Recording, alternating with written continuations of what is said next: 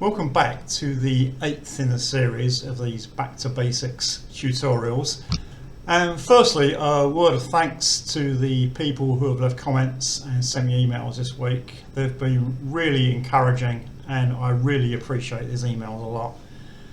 And interestingly, I've had two this week on the subjects of money. A tutorial like the one I'm going to do today takes me about 3 hours, and I spent a lot of time doing these tutorials, these YouTube tutorials and the ones that I did on my website years ago. And when I first started doing them, I thought there would be interest from a lot of people. You know, before COVID there was something like 40 million people coming to Thailand as tourists. There's something like 500,000 expats living in Thailand, and most can't read Thai. And I thought, you know, teaching them a very important skill so that they can sort of read basic signs and things after about 6 months will be something that a lot of people will be interested in, but that hasn't been the case. It's just a very, very tiny audience. And so the revenue I get from adverts on YouTube is virtually nothing. I think yesterday it was 11 pence British, which is less than 5 baht, and even though the cost of living is fairly cheap in Thailand, 5 baht doesn't get you very far. And one person offered to send me money, and another person suggested that I sort of add a link where people can donate money. And the problem is I feel very uncomfortable doing that. I don't want to ask for money. I don't want to accept money. I was hoping that, you know, if a lot of people watch these videos, then the ad revenue from YouTube would sort of give me a bit of an income, but that hasn't happened. So I'm just really sort of doing this to help the people who are interested. When I was teaching in Thailand, I didn't want to do the job just for the money and just for these. I really wanted to make a difference to people. And I loved it when a student was really keen to learn, you know, and I could help and make a difference to their life. So that's what I'm doing to this. That's what I'm doing with this channel. And I'm not expecting it to go on forever and ever. I see it really like writing a book. You know, you write the book and that's it, closed. And when I finish these tutorials, I'll probably sort of call it a day. I will answer questions, and I will respond to people's queries, and if I think it will help to make a video to explain something, I'll do that, but I don't see this going on forever and ever. Anyway, that was just a little update giving you my thoughts on this channel. The consonant I'm going to cover today is the one before you. It's called ro rua. It means boat in Thai. And I just think it's a lovely shape. When I'm doodling, I like to write this character. I think it's a real work of art. As an initial consonant, it makes a sort of rolled Scottish R sound. I'll give you some examples later. And as a final consonant, it makes a couple of different sounds depending on whether it follows a consonant or a vowel. I'll also give you examples. And unusually, it can also be used as a vowel. There are a few Thai consonants that can be used as vowels.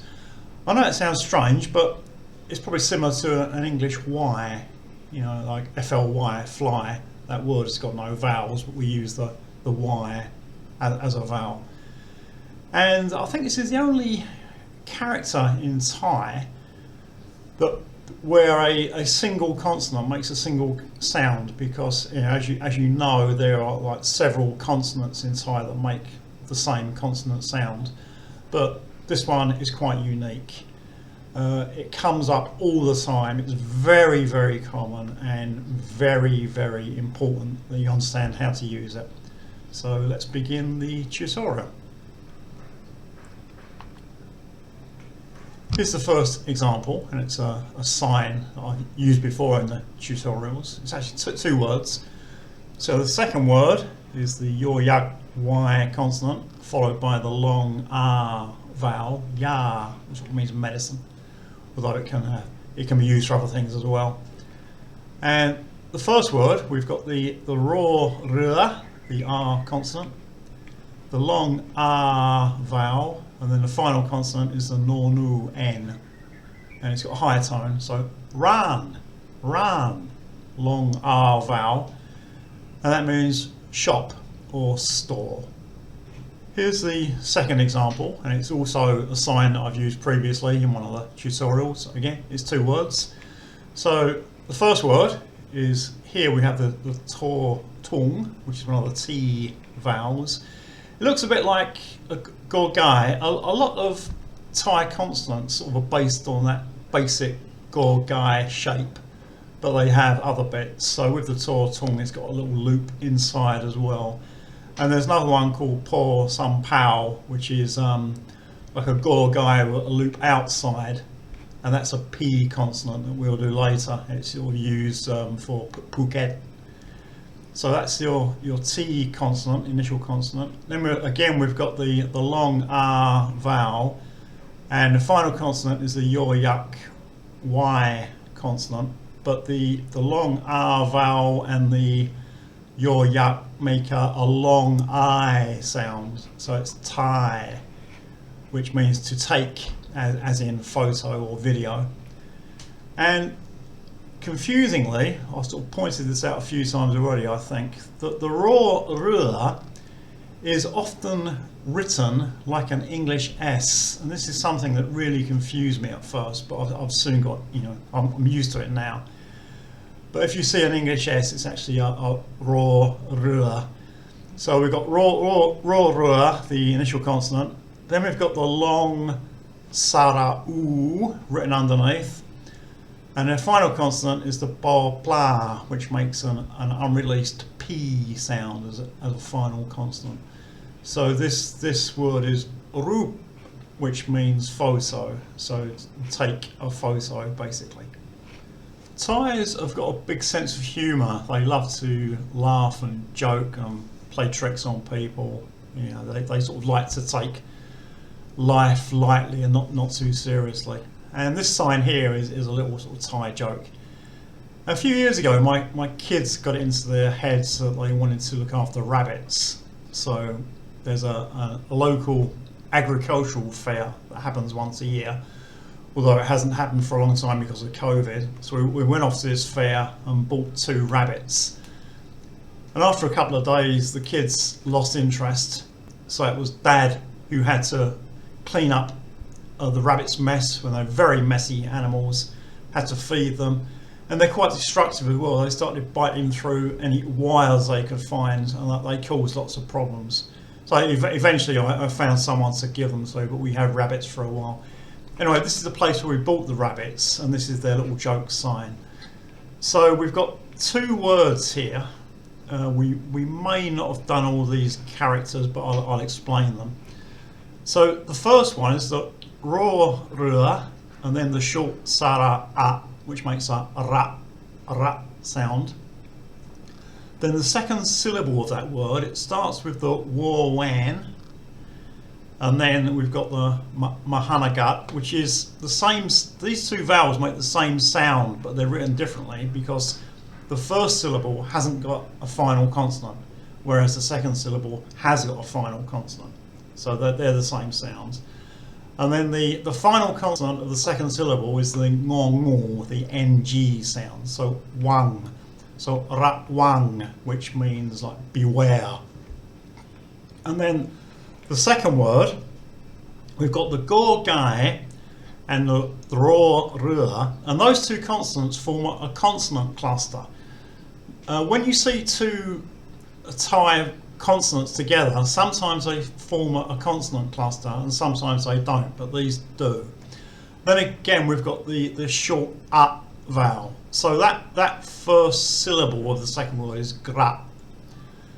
And then the second syllable, we've got the to tao, which is a sort of sound between a D and a T. And then again, we've got the long R vowel and the Yak final consonant, which together make a long I sounds. So that second syllable is die. gratai.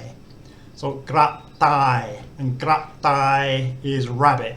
So this says ratwang gratai, beware of the rabbit.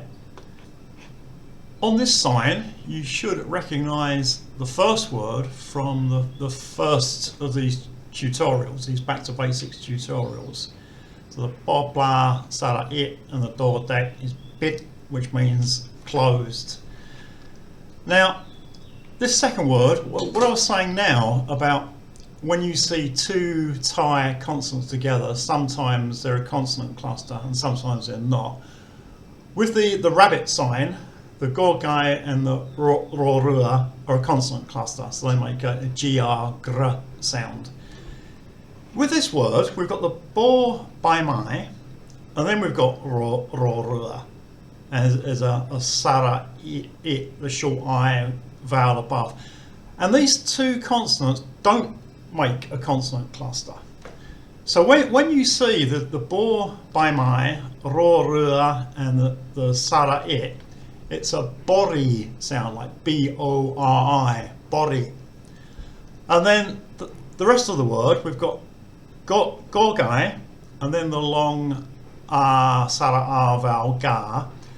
And at the end, we've got another rorua. But when the rorua is a final consonant and it follows a vowel, it makes an N sound. Okay, this is one of the problems I have with writing Thai, is that when I hear a word that's got, you know, like a final N sound, I'm not sure which consonant to use, because there are several Thai consonants that will make an N sound as a final consonant. It gets a bit confusing. So this actually says borigan, which is a Thai word for service. So this sign basically says, you know, closed for service. This is a sign that you'll see a lot in Thailand. So the top word, it actually starts with a long R vowel sound. But as I said before, if a word starts with a vowel sound, you have to add the zero consonant. So we've got the zero consonant, then the long R. So the first syllable of that word is R. Then we've got the ho heap, the H consonant, followed by a long R vowel again. And once again, we've got the rorua as a final consonant, and this follows a vowel, so it makes an N sound. So this word says ahan, which means food in Thailand. And this word at the bottom, was actually two words. So the first word, to tao, the sort of cross between a D and a T sound, the long R vowel, and the more ma M final consonant, so tam, which means follow, to follow. And then this final word, the sura, the S consonant, and mahanagat, the sort of short U vowel, and the final consonant is the ngongu NG consonant, so sang, which means to order.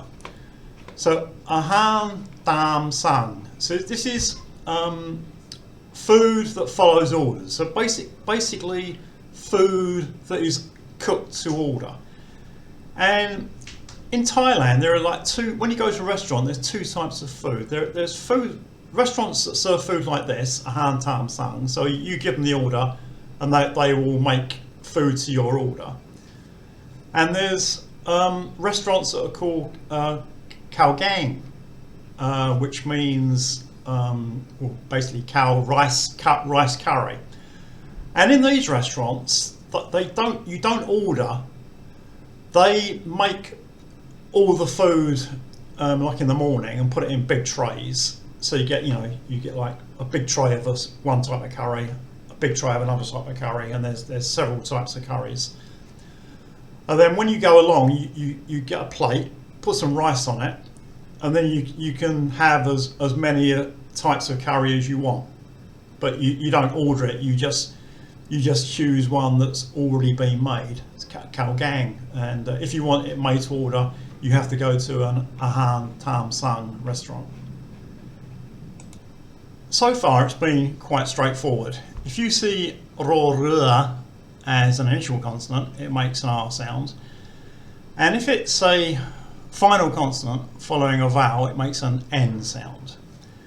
However, it can also follow a consonant as a final consonant, and in that case it makes like an ORN sound, on. I've actually heard Farangs arguing whether it makes an ORN sound or an AWN sound, and for me this just sort of sums up the craziness of transliteration. You know, Farangs will argue about how a word is transliterated, but the fact is that any form of transliteration is wrong. So it's not a case of one being right and one being wrong, they're both wrong. So just forget transliteration, and if you want to know the sounds, just listen to a Thai. So this word here, we've just got three consonants. We've got Normu N, Kor Kwai K, and then Ro Rua R. So how do we pronounce that word? And between after the first consonant, we need to add an implied vowel. It's not written. We just need to add a short so na. And then here we've got the K consonant followed by a ro ru, which makes an ORN sound. So corn. So nakon. And nakon, it means big city. You'll see it sort of preceding some city names. I think like Nakhon Si Ayutthaya. Of course, Ayutthaya is a big city. And when you see this name in the south of Thailand where I live, it actually means Nakhon Si Thammarat. And this sign here it basically means etc. So if a long word or name is abbreviated, then you can just put this sign on the end to show that it has been abbreviated. So Nakhon. Here's another example of Ro Rua used in the same way. This picture isn't very clear, but you should be able to make out the characters. So here we've got, this is a P consonant and a Y consonant. We haven't covered these yet, but basically this is Pet, which means doctor, and Ying, which means female. So this is a female doctor, and then her name. Okay, so we've got one of those very rare T consonants that I did a tutorial or two ago, and then the short I vowel above it, and then the do dao, which is between a D and a T, and another short I vowel, the sara it. So this part here says titty. The first T is aspirated and the second one isn't. So titty. And then we've got the porpan P consonant followed by ro rua. So as ro rua is a final consonant that follows a consonant, it makes that orn sound again. So it says porn. And porn is a syllable that you will see in a lot of Thai names, and that's because it means gift or blessing. It's that the child has been a gift or blessing to its parents, so it includes the syllable porn in the name. So Pet Ying, female doctor, and her name is Titty Porn. Now it's going to get a bit confusing again, but the examples I'm going to give you now, you will only ever see very, very rarely. So I'll go through them just for the sake of completeness, but you're not going to see these very much. So this is a picture I took at a ladyboy cabaret in town many, many years ago. I don't know if it's still there, if it's still operating, but all these people here who you think are women, they're all actually men. And this place is called Hansa Plaza, and I've written how it's spelt in Thai above. So with that first word, it has two syllables, and the first three consonants make the first syllable. So when you see two raw r's together and there's no final consonant, they make a sound like a un, un. And our initial consonant is hohi, which is h. So the first syllable is hun. Okay, there's no n consonant. It's just the two raw r's together. I think it's called raw hun when they're written together. And then here we've got a bit of an unusual s consonant, and then the long r vowel. So hun sa, and then this is just a Thai transliteration of the word plaza. So p like a porpan, law ling, a pl consonant cluster, then the long r, pla, and then one of the s consonants followed by another long r, plaza. But the thing you need to remember about the raw rua, if you just see two of them together and there's no final consonant, they just make like a un and un sound. Sometimes when you see two raw ruas together, there might be a final consonant, as is the case with this sign, and then it's a different rule. I just hope this isn't getting too confusing. This was a sign I saw at a private university, and I started making tutorials like online on my website years and years ago. So I got into the habit, if I saw a sign that I thought might be useful for a tutorial, I would take a photo. That's why I've got lots of photos of signs. Anyway, we've got two words here. So the first word is this one. We've got the raw, and the long oo vowel, and there's a second tone mark as well. This just says ru, which means to know, to have knowledge of, to be aware of, to understand. And the second word, we've got the initial consonant tol tong, which is like one of the lesser used T consonants. And then the two raw r's. Now, if there was no final consonant, they would make a un sound, so we'd have ton. However, there is a final consonant. So we're going to use the final consonant for the final consonant sound. That's a more ma, which makes an M sound. And these two raw r's, because it's got a final consonant, they just make a U sound. They make a sound exactly the same as mahanagat, if we had a mahanagat over the initial consonant. So tum. And tum has lots and lots of meanings in Thai. Look at my dictionary. So the first meaning is just the Dharma, the Buddhist doctrine, the Buddhist teachings, the Buddhist law. And then secondly, it can mean goodness, righteousness, virtue, morality, law, principle, justice, mental state, mind objects, ideas, mental factors, conditioning, qualities. So it's at a university. It's just basically telling the students to understand goodness, to have the right moral compass. Here's another example. And when you buy food from a street vendor in Thailand, you normally see two versions. And here's an example here. And this word, you see the first four characters are the same as what we've just looked at, tum. And then we've got two more characters. We need to add an implied vowel, an a, and then we've got do, dek, and the long r vowel, da. So tamada, and that just means normal. So if you get a normal portion or whatever is being sold here, it's going to cost you 40 baht. And if you want a little bit more, you can opt for piset, which means special.